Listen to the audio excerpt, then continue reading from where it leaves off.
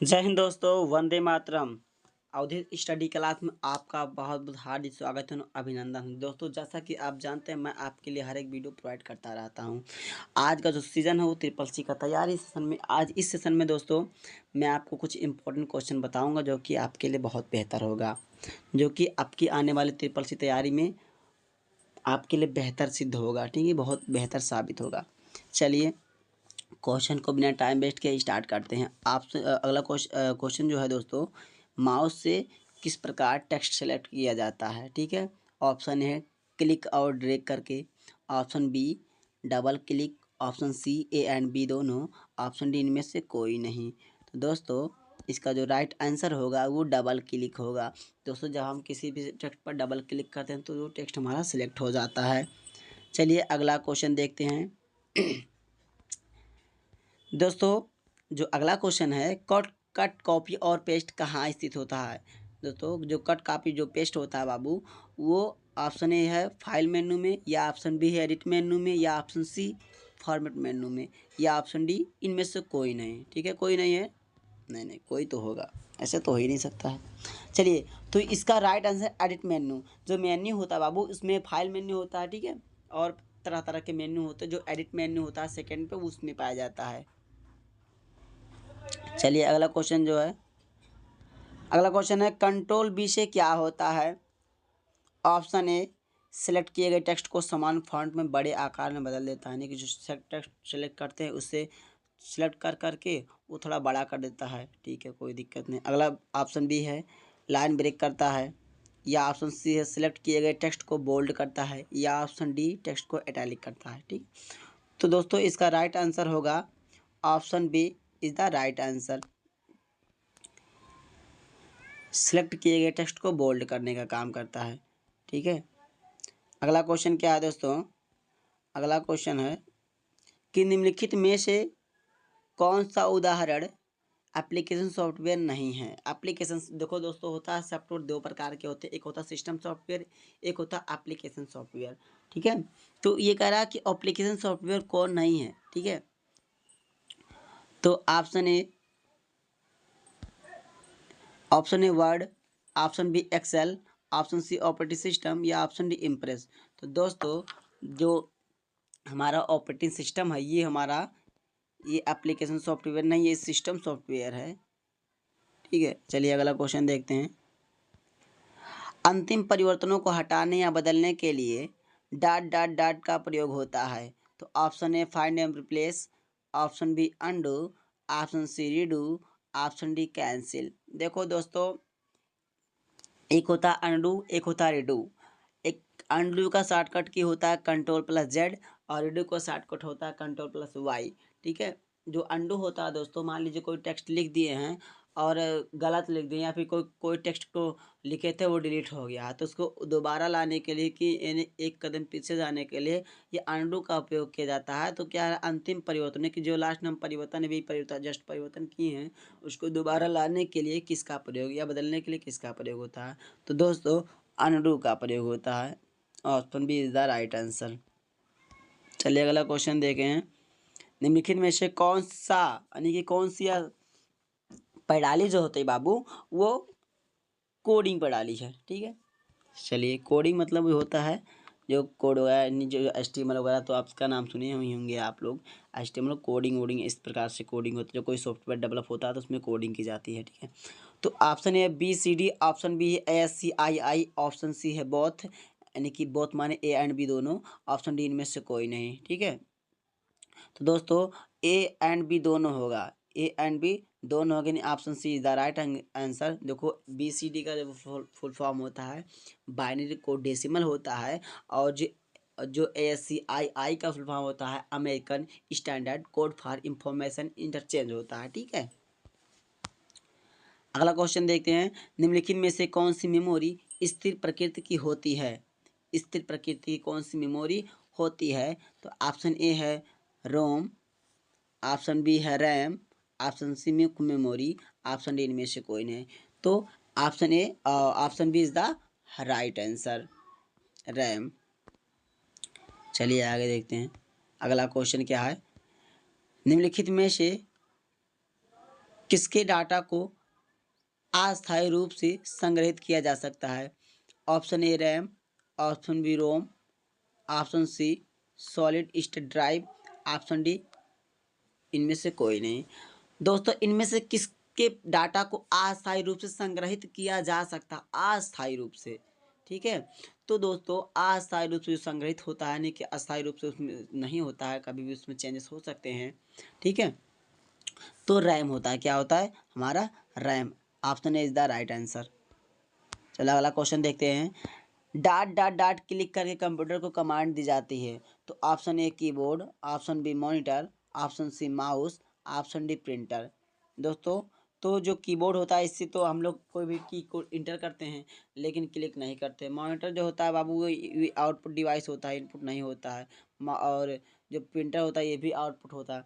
देखो जो माउस होता है ये दोस्तों इससे हम क्लिक करके कोई भी कमांड देते हैं कंप्यूटर को। Option C is the right answer.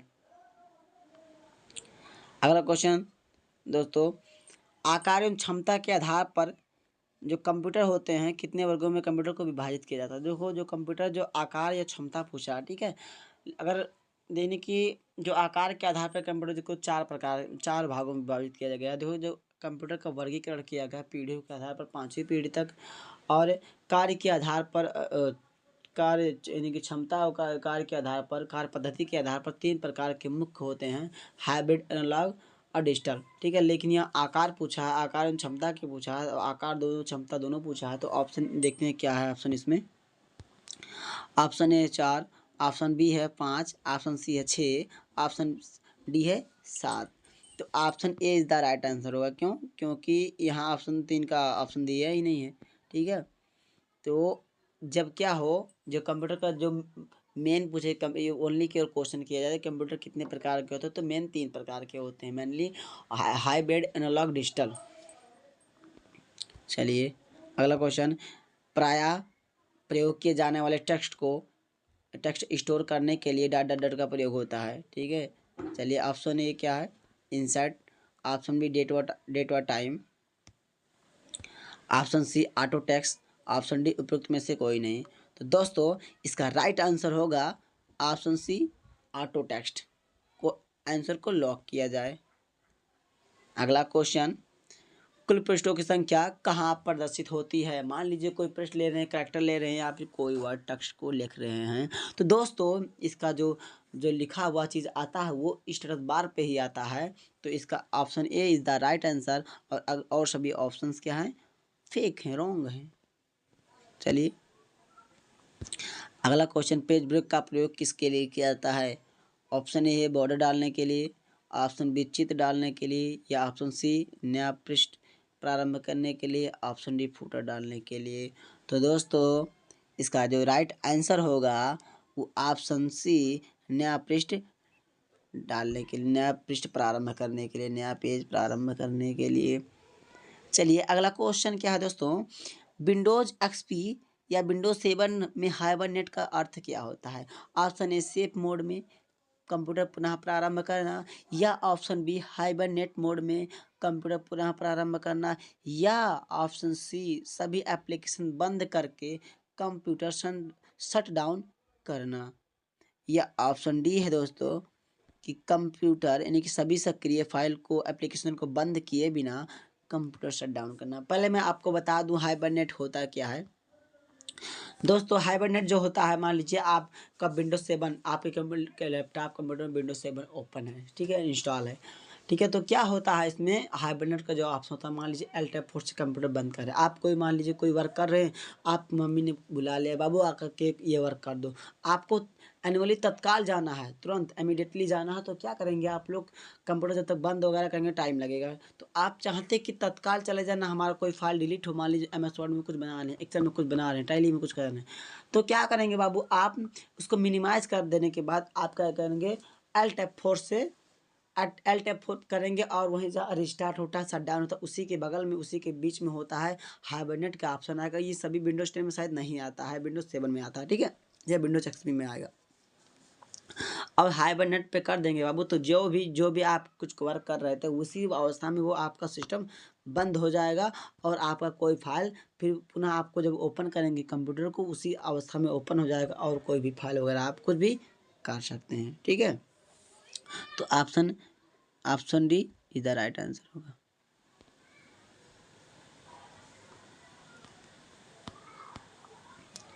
चलिए अगला क्वेश्चन, कंप्यूटर की पहली उच्च स्तरीय लैंग्वेज है। कंप्यूटर की जो पहले उच्च स्तरीय की जो लैंग्वेज होता है तो वो दो प्रकार का होता है। फाइनली एक होता है लो लेवल लैंग्वेज, एक होता है हाई लेवल लैंग्वेज। तो जो लो लेवल लैंग्वेज होता है वो दो प्रकार का होता है, एक मशीन लैंग्वेज, एक होता है असेंबली लैंग्वेज। मशीन लैंग्वेज की भाषा जो होती है कंप्यूटर समझती है उसको। ठीक है, अब हाई लेवल जो लैंग्वेज होता है बाबू ये बहुत प्रकार का होता है, जैसे मान लीजिए 8-9 प्रकार का शायद होता है। और एक जैसे हो गया कोबोल हो गया, फोर्ट्रान हो गया, उसके बाद में कोमल हो गया, लोगो हो गया, और C++, जावा, पाइथन, ये सब क्या है, ये सब उच्च स्तरीय भाषा हाई लेवल लैंग्वेज हैं। ठीक है, तो पहले उच्च स्तरीय भाषा जो नहीं कि पहले जो आई थी, ये ऑप्शन ए है कोबोल, ऑप्शन बी है बेसिक, ऑप्शन सी है analog, option D FORTRAN. FORTRAN का जो फॉर्म होता है फार्मूला ट्रांसलेशन होता है। और ये दोस्तों option D is the right answer.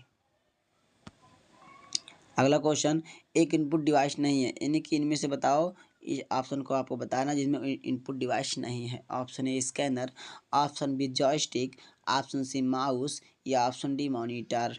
दोस्तों इनपुट क्या होता है, आउटपुट क्या होता है। जो इनपुट डिवाइस ऐसे डिवाइस जिसकी सहायता से हम कंप्यूटर को इंस्ट्रक्शन देते हैं, कंप्यूटर को क्या करते हैं, कोई कंप्यूटर को आदेश देते हैं, वो इनपुट डिवाइस होता है। खाली कंप्यूटर ही नहीं, इनपुट का मतलब वो इनपुट डिवाइस वो डिवाइस होते हैं जिसकी सहायता से कोई चीज़ इनका मतलब होता है अंदर पुट मान रखना। ठीक है, जैसे मान लो कि अगर हम बोल रहे हैं अभी हम बोल रहे हैं तो ये जो हमारा मुख होगा ये आउटपुट डिवाइस का वर्क कर रहा है, और जो आपका जो एयर होगा का जो कान है बाबू ये इनपुट का काम कर रहा है। वैसे इसमें भी होता है, जो जिससे सिस्टम को क्या इन्फॉर्मेशन दी जाती है उसे वो इनपुट डिवाइस होता है। जो जब सिस्टम जिसके माध्यम से हम लोग उसे देखते हैं या छूते हैं या अपने आप को पाने की महसूस करते हैं, वो आउटपुट डिवाइस होता है। ठीक है, जैसे इसका राइट आंसर क्या होगा कि इनपुट डिवाइस नहीं है, मॉनिटर होगा। क्या होगा, मॉनिटर।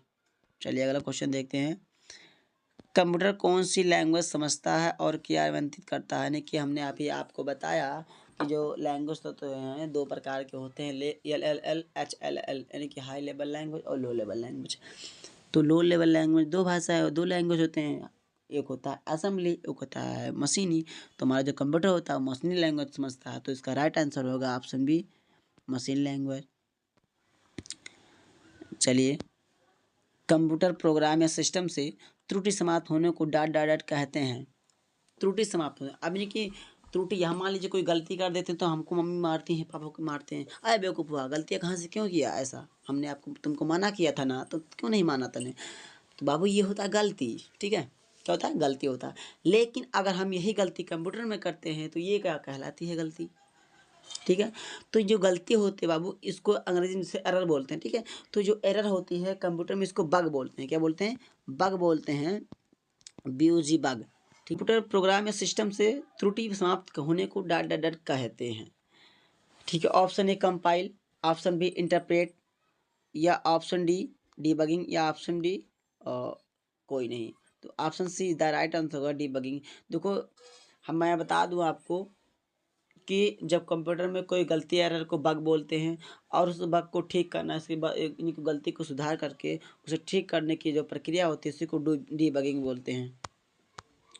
चलिए अगला क्वेश्चन, CD किस प्रकार का डेटा स्टोरेज है। Option A optical, option B electrical, option C mechanical, option D magnetic.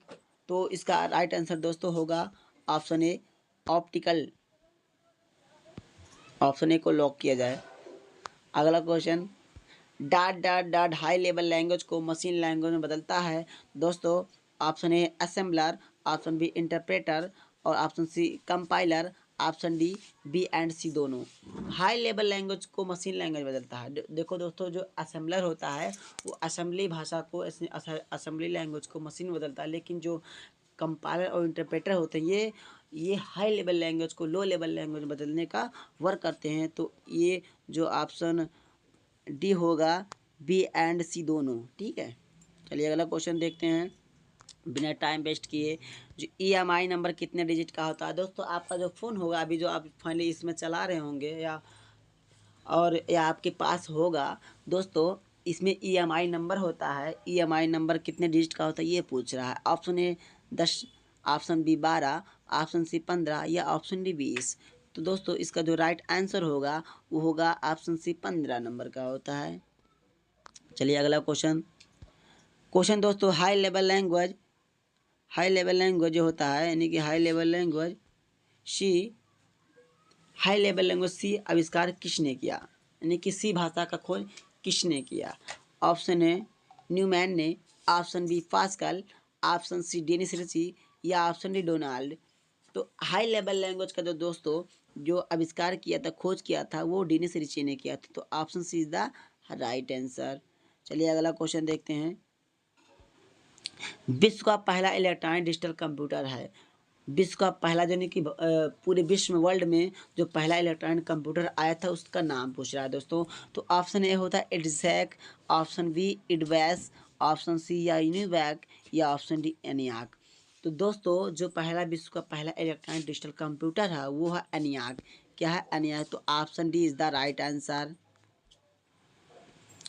चलिए अगला क्वेश्चन और लास्ट। ठीक है, प्लग इन किससे संबंधित है? ऑप्शन ए क्रोम ब्राउजर से, ऑप्शन बी वेबसाइट से, ऑप्शन सी प्रोटोकॉल से, ऑप्शन डी नन। इनमें से कोई नहीं। तो दोस्तों जो हमारा प्लग इन है ये क्रोम ब्राउजर से संबंधित है। दोस्तों मैं आशा करता हूँ आपको वीडियो बहुत अच्छा लगा होगा। अगर अच्छा लगा होगा तो लाइक शेयर कमेंट और चैनल को सब्सक्राइब ज़रूर कर दीजिए।